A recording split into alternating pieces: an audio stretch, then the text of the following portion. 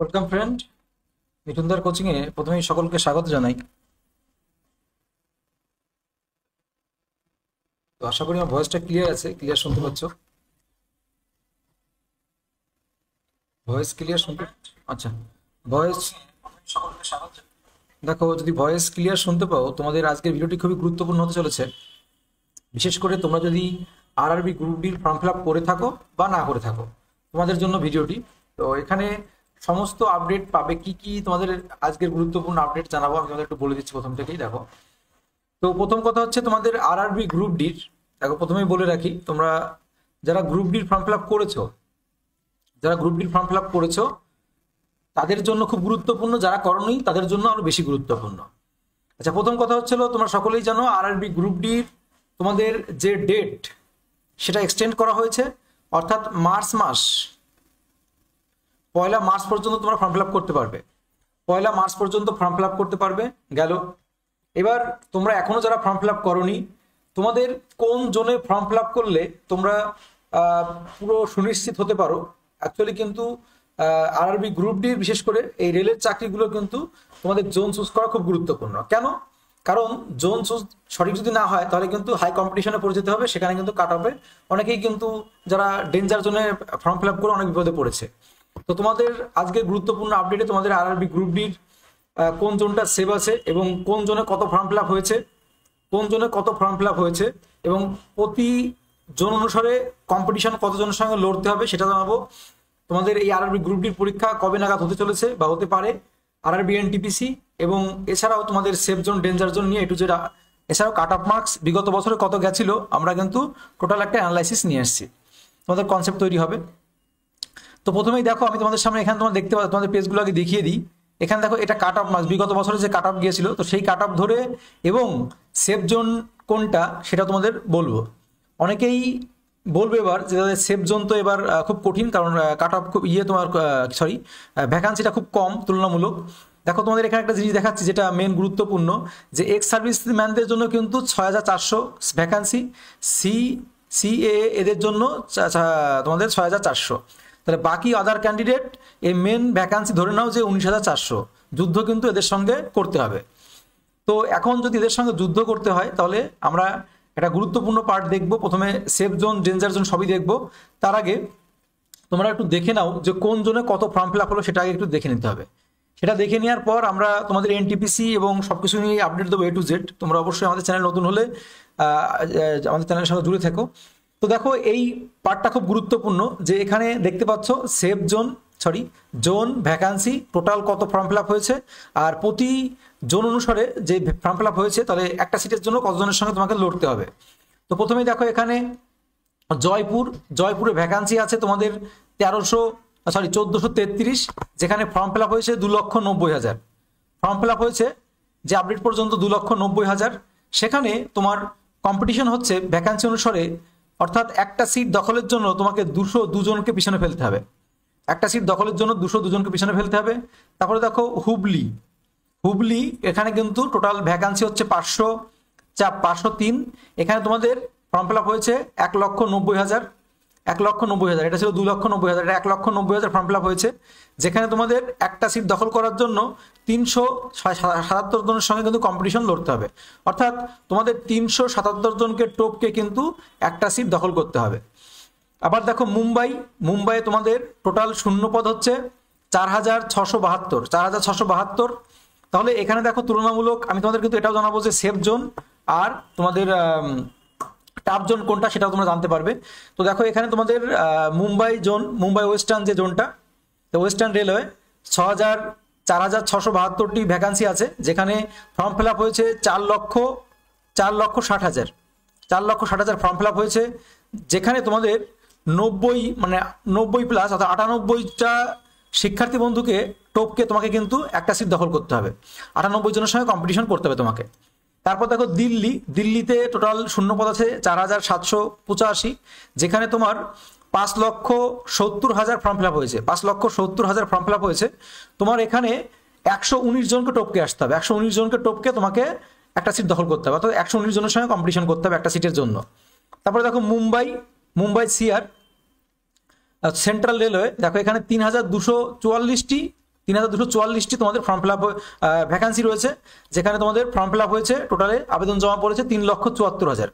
তাহলে 3,74,000 আবেদন পড়েছে, তাহলে তোমাদের 121 জন, প্রতিটা সিটের জন্য 121 জনের সঙ্গে তোমাদের লড়তে হবে, অর্থাৎ লড়াই করতে হবে। তাহলে বুঝতে পারছো কম্পিটিশনটা কিন্তু যথেষ্ট টাফ। এবার কোন জোনটা সবচেয়ে গুরুত্বপূর্ণ তোমাদের, এবারে বিগত বছরের কাট অফ তোমাদের দেখাবো। বিগত বছরের কাট অফ অলরেডি দেখিয়েছি তোমাদের, বিগত বছরের কাট অফ সবকিছু জানতে পারবে এই ভিডিওটার মাধ্যমে। পুরো আরআরবি এভরিথিং আপডেট তোমরা পেয়ে যাবে। আচ্ছা, তারপর দেখো তোমাদের এনটিপিসি নিয়েও বলবো যে এনটিপিসির অ্যাকচুয়ালি কি আপডেট আছে। তারপর দেখো জববলপুরে তোমাদের টোটাল এখানে ভ্যাকান্সি আছে 1614, আর এখানে ফর্ম ফিল আপ হয়েছে তোমাদের কত দেখো 3,40,000। 3,40,000 ফর্ম ফিল আপ হয়েছে, আর এখানে তোমাদের 210 জন, কতজন 210 জনের সঙ্গে কম্পিটিশন করতে হবে একটা সিটের জন্য। তারপর দেখো বিলাসপুর চলে আসে পরবর্তী স্টেপে। এই বিলাসপুরে টোটাল শূন্যপদ রয়েছে 1377 বিলাসপুর। আর তোমার এখানে একটা শূন্যপদের মানে জন্য একটা পদের জন্য 231 জনের সঙ্গে লড়াই করতে হবে। আর তোমাদের এখানে টোটাল ফর্ম ফিল আপ হয়েছে 3,10,000। 3,10,000 ফর্ম ফিল আপ হয়েছে, এটা হলো বিলাসপুরে 3,10,000 ফর্ম ফিল আপ হয়েছে। আচ্ছা, তারপর দেখো পরবর্তীতে চেন্নাই দেখতে পাচ্ছ, চেন্নাই কিন্তু 2,694টি শূন্যপদ রয়েছে, যেখানে ফর্ম ফিল আপ হয়েছে তোমার এখানে দেখতে পাচ্ছ যে 4,10,000 ফর্ম ফিল আপ হয়েছে, প্রতিটা সিটের জন্য 152 জনের সঙ্গে লড়াই করতে হবে। তারপর দেখো প্রয়াগরাজেও তোমাদের 2,020টি শূন্যপদ রয়েছে, যেখানে 3,60,000 ফর্ম ফিল আপ হয়েছে, তোমাদের একটা সিটের জন্য 178 জনকে টপকে একটা সিট দখল করতে হবে।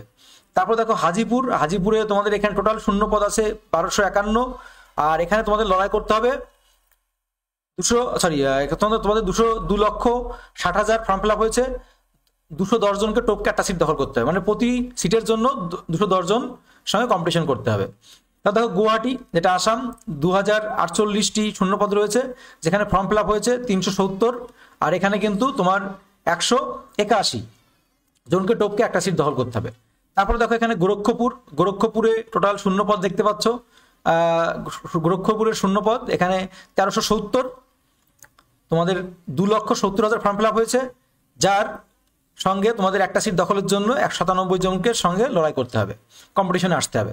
সেকেন্দ্রাবাদ দেখো এখানে 1,642টি তোমাদের টোটাল ভ্যাকান্সি রয়েছে, 3,50,000 ফর্ম ফিল আপ হয়েছে, তোমাদের এখানে কিন্তু একটা সিট দখল করতে হলে 213 জনের সঙ্গে লড়াই করে একটা সিট দখল করতে হবে। এবার চলে আসি কলকাতা ইস্টার্ন রেলওয়ে, এখানে 1,817টি তোমাদের টোটাল ভ্যাকান্সি রয়েছে, তার মধ্যে ফর্ম ফিল আপ হয়েছে 3,30,000। এবার তোমাদের এই কলকাতা জোনে একটা সিট দখলের জন্য 181 জনের সঙ্গে তোমার লড়াই করতে হবে। আচ্ছা, এগুলো তো তোমাদের একটা কনসেপ্ট তৈরি হয়ে গেল যে কোন জোনে কত ফর্ম ফিল আপ হয়েছে। তোমরা এই আপডেটটা চাইছিলে, তো এই গুরুত্বপূর্ণ আপডেটের অপেক্ষা করছিলে অনেকেই। আর আমাদের চ্যানেল নতুন হলে অবশ্যই সাবস্ক্রাইব করে বেল আইকনটি প্রেস করে রেখো, এবং ভিডিওটা অবশ্যই বন্ধুদের সঙ্গে একটু শেয়ার করো। খুব গুরুত্বপূর্ণ আপডেট। আর তোমরা যারা এখনো ফর্ম ফিল আপ করোনি, তোমরা সরাসরি আমার সঙ্গে যোগাযোগ করে ফর্ম ফিল আপ করতে পারো। আমি অলরেডি আমাদের চ্যানেল বলছি, আমরা কিন্তু এখান থেকে ফর্ম ফিল আপ করিয়ে দিই। তো তোমাদের যাদের ফর্ম ফিল আপ হচ্ছে না, প্রবলেম হচ্ছে, আমাদের সঙ্গে কিন্তু অনেক শিক্ষার্থী বন্ধুরা ফর্ম ফিল আপ করেছে আমাদের কাছ থেকে, তোমরা কিন্তু করতে পারো। আচ্ছা, যাই হোক, সেটা বড় কথা নয়। বড় কথা চলে আসি আমরা এবার আমাদের গুরুত্বপূর্ণ আপডেটে, যে এইবার হচ্ছে তাহলে কোনটা সেফ জোন আর কোনটা ডেঞ্জার জোন। আমরা এখানে যদি দেখি, এখানে যদি তুলনামূলক আমরা কম্পিটিশনটা দেখি, তাহলে সবচেয়ে কম কম্পিটিশন হচ্ছে মুম্বাই ওয়েস্টার্ন রেলওয়ে। দেখতে পাচ্ছ এখানে প্রতিটা সিটের জন্য 98 জনের সঙ্গে লড়তে হচ্ছে, প্রতিটা সিটের জন্য 98 জন ছেলেমেয়ের সঙ্গে লড়তে হচ্ছে। এবারে আমরা পরবর্তী পার্টে যদি আসি, দেখো, আচ্ছা, এটা তোমাদের বলছিলাম যে আমাদের কিন্তু ফর্ম ফিল আপ ওই মার্চ মাস পর্যন্ত চলবে। তো তোমরা যারা এখন ফর্ম ফিল আপ করোনি, তারা কিন্তু অবশ্যই এই ভিডিওটা অবশ্যই দেখো এবং দেখে। আচ্ছা, তো এটা তোমাদের হচ্ছে যে এএলপি যে স্টেজ 1-এ তোমাদের ক্যান্ডিডেট ছিল কত, সিট কোন কতগুলো সেন্টারে হয়েছে, কতগুলো শিফটে হয়েছে, সেই ডাটা এখানে দেখতে পাচ্ছ। টেকনিশিয়ান দিয়ে শুরু করে, হ্যাঁ, আরপিএফ এসআই এর কতজন ক্যান্ডিডেট পরীক্ষা দিয়েছে, কতগুলো সিট, কতগুলো কি, এগুলো বিস্তারিত, এগুলো আর বলছি না। আমরা আজকে যে আলোচনা আছি সেগুলো নিয়ে আলোচনা করি। আচ্ছা, এখানে তো বললাম তোমাদের কোন জায়গায় কত ফর্ম ফিল আপ হয়েছে। আচ্ছা, তোমাদের দেখো তার মধ্যে আপডেট দেওয়ার আগে একটু এনটিপিসির আপডেটটা দিয়ে নিই। তোমাদের এনটিপিসির দেখতে পাচ্ছ আরটিআই করে জানা গেছে যে এনটিপিসিতে তোমাদের কোথায় কত অ্যাপ্লিকেশন জমা পড়েছে, কোথায় কত। দেখো, আহমেদাবাদে 3,35,000, তারপরে ভুবনেশ্বরে 54,000, হ্যাঁ, বিলাসপুরে 2 লক্ষ সামথিং প্লাস, তারপরে দেখো এখানে গুয়াহাটিতে 4,56,000 এগুলো কিন্তু ফর্ম ফিল আপ জমা পড়েছে আরটিআই টোটাল। এটা কিন্তু এনটিপিসি আন্ডার গ্র্যাজুয়েট লেভেল, এটা কিন্তু গ্র্যাজুয়েট লেভেল। হ্যাঁ, এটা হলো এনটিপিসি গ্র্যাজুয়েট লেভেল।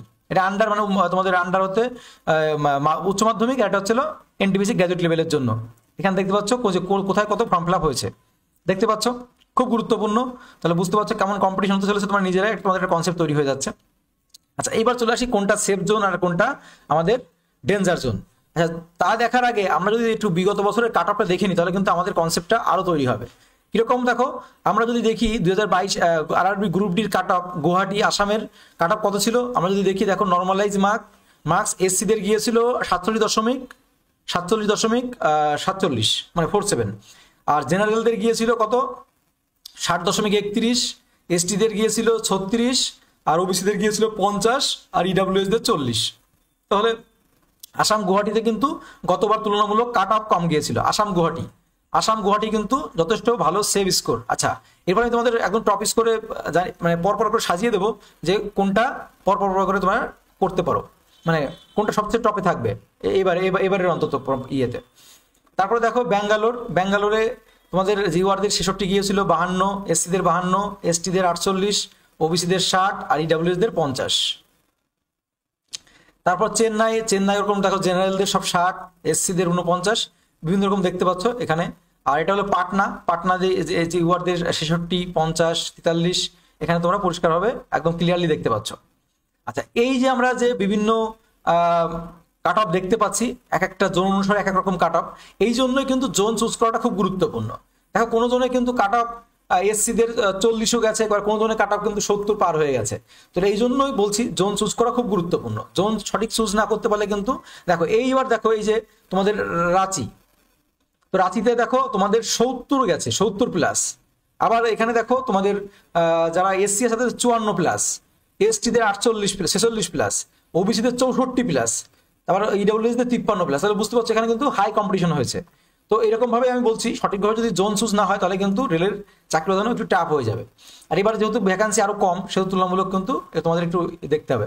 আচ্ছা, ইউআরদের 64 দেখতে পাচ্ছ, আর এটা হলো মুম্বাই। দেখো আরআরবি মুম্বাইয়ে তোমাদের যে গতবার 2022-এর যে কাট অফ গিয়েছিল, সেখানে ইউআরদের 64, এসসিদের 51, এসটিদের 44, আর ওবিসিদের 58, ইডাব্লিউএসদের 40, এই কাট অফটা গিয়েছিল গতবারটা দেখাচ্ছি তোমাদের। আচ্ছা, এটা দেখো পাটনা তো বললাম।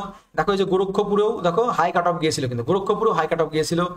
তারপর এখানে যদি চলে আসি তোমাদের গুয়াহাটি আসাম, দেখো গুয়াহাটি আসামে ঠিকঠাক গিয়েছিল। গুয়াহাটি আসামে কিন্তু তুলনামূলক এসটিদের কিন্তু খুব কম গিয়েছিল, 36 মাত্র। আবার এসসিদেরও কিন্তু মোটামুটি ঠিকঠাকই গিয়েছিল, নর্মাল হয়ে কিন্তু মাত্র কত 47। ঠিক আছে, তো সেই তুলনায় তারপর দেখো চণ্ডীগড়ও কিন্তু দেখো কাট অফ কিন্তু তুলনামূলক অন্য জায়গার থেকে হাই গিয়েছে। তো এই জন্য বললাম জোন চুজ করা খুব গুরুত্বপূর্ণ। জোনটা সঠিক চুজ না করতে পারলে প্রবলেম আছে। দেখো 60, 49, এখানেও কিন্তু যথেষ্ট। চেন্নাইও কিন্তু মোটামুটি কাট অফ গিয়েছিল। আর এখানে দেখো তোমাদের এই যে ভুবনেশ্বরে কিন্তু যথেষ্ট, মানে জেনারেলদের 66+, এসসিদের 49, তোমাদের এসটিদের 44, আর ওবিসিদের কিন্তু যথেষ্ট ভালো কাট অফ গিয়েছিল। আচ্ছা, এবার যখন নিচের দিকে চলে আসি, দেখো এটা হচ্ছে আহমেদাবাদে 62, 50 এরকম করে কাট অফ গিয়েছিল। এবার আমরা যদি বলি সেভ স্কোর, দেখো আমি প্রত্যেকটা দেখাচ্ছি, তোমরা স্ক্রিনশট নিয়ে পর্যন্ত দেখে নিতে পারো।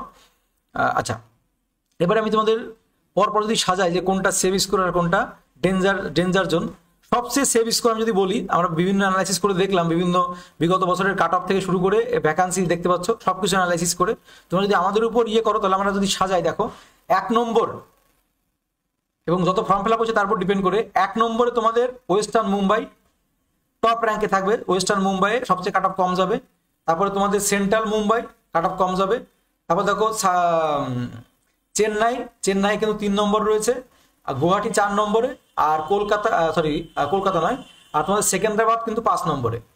এই যে আমি পরপরগুলো বললাম যে মুম্বাই 1 নম্বরে, ওয়েস্টার্ন মুম্বাই 1 নম্বরে, সেন্ট্রাল মুম্বাই 2 নম্বরে, চেন্নাই 3 নম্বরে, গুয়াহাটি 4 নম্বরে, আর এদিকে তোমাদের সেকেন্দ্রাবাদ হলো 5 নম্বরে।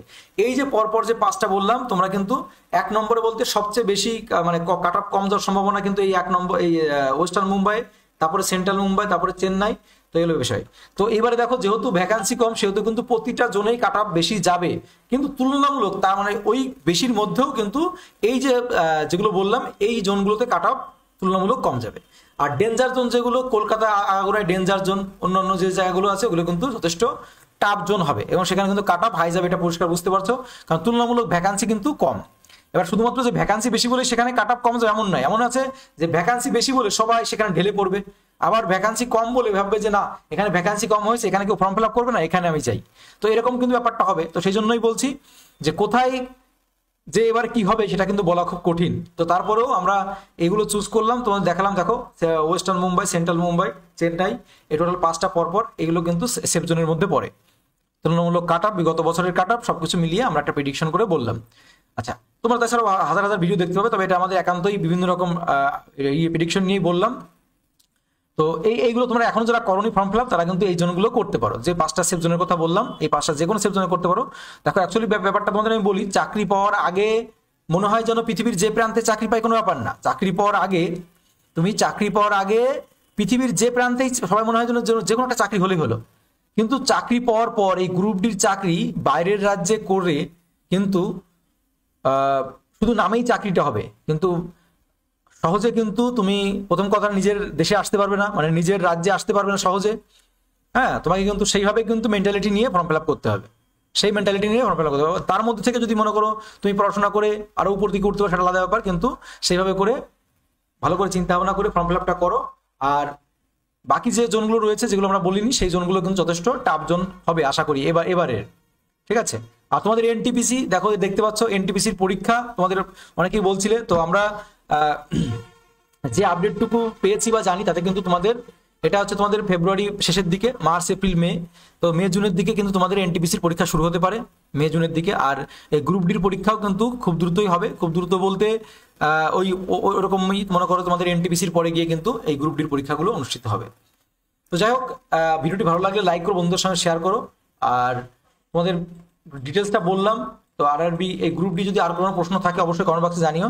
আর আমরা আমাদের এই চ্যানেলেই কিন্তু তোমাদের রেগুলার গ্রুপ ডির উপর সায়েন্সের পার্ট যেগুলো আছে সেটা ভৌতবিজ্ঞান, জীবনবিজ্ঞান, হ্যাঁ ভৌতবিজ্ঞান, জীবনবিজ্ঞান, তারপর তোমাদের ম্যাথের পার্ট, রিজনিং এর পার্ট, আমরা কিন্তু রেগুলার ক্লাস দেবো এই চ্যানেলেই, তো তোমরা অবশ্যই নতুন হলে ফলো করে রাখো।